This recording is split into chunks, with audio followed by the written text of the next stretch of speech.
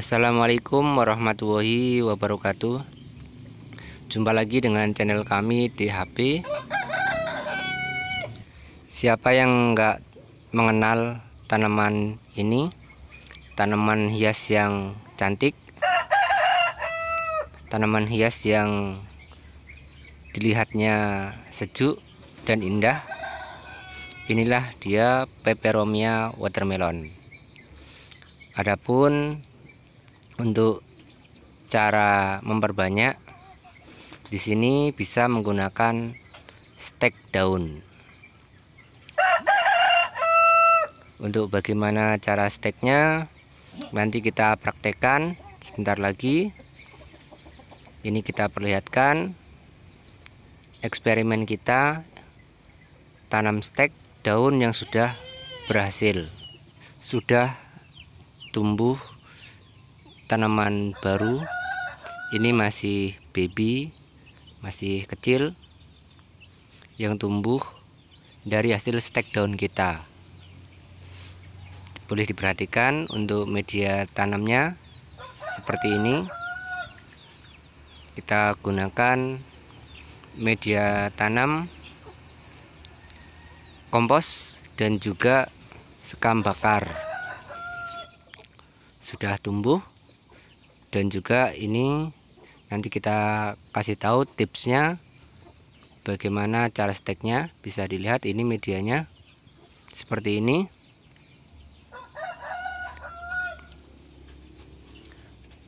Adapun untuk cara steknya sebagai berikut. Kita siapkan untuk botol bekasnya, kita kasih lubang bagian bawah, dan yang selanjutnya kita isi dengan kompos dan juga sekam bakar yang sudah kita campur. Tentunya di sini kita masukkan dalam wadah plastik seperti ini. Jadi kompos ini bisa digunakan untuk stek. Kompos ini berasal dari kohe hewan, kohe kambing ataupun sapi. Namun di sini sudah terfermentasi, makanya disebut dengan kompos, bukan lagi kohe. Adapun aman digunakan karena sudah terfermentasi.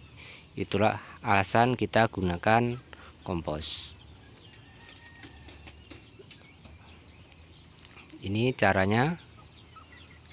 Daunnya kita belah seperti ini.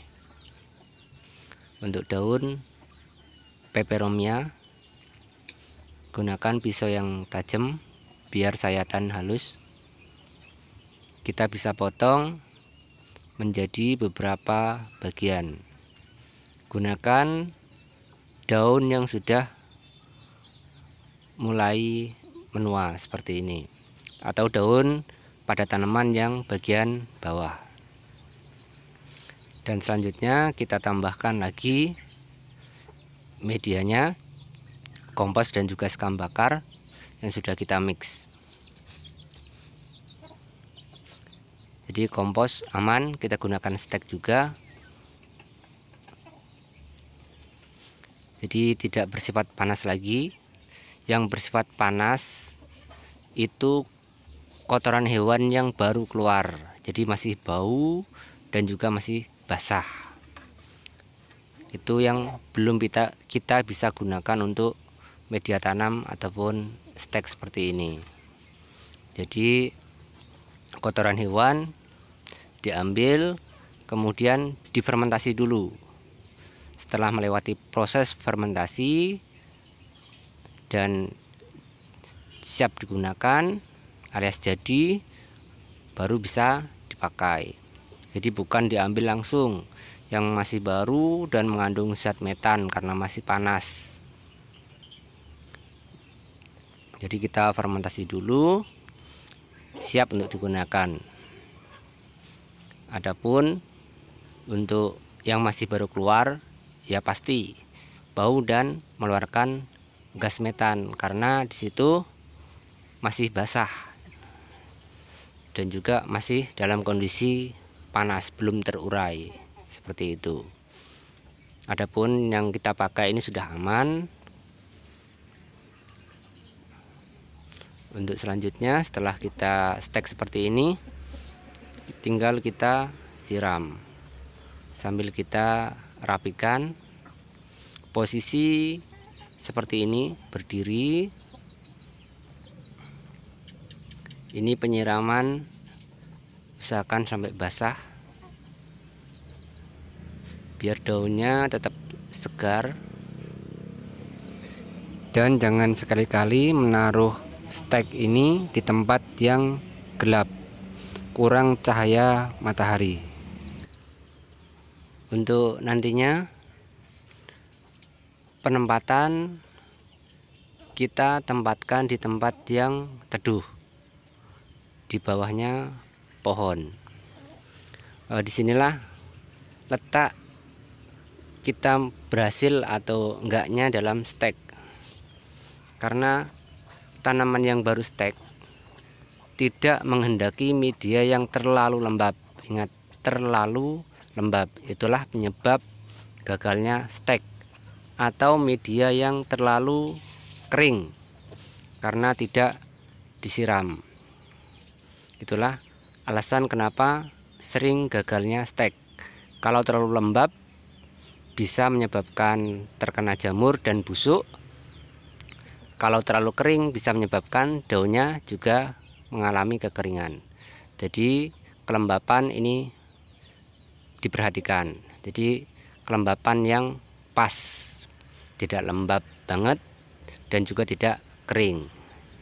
Jadi cukup lembab begitu saja. Karena sebab itulah kita taruh stek daun kita di bawah pohon, bawah tanaman yang lain. Jadi nanti sewaktu matahari bersinar, ada beberapa daun yang menutup, yang nantinya kelembapan akan terjaga, terkena sinar matahari, jadi media tidak terlalu lembab.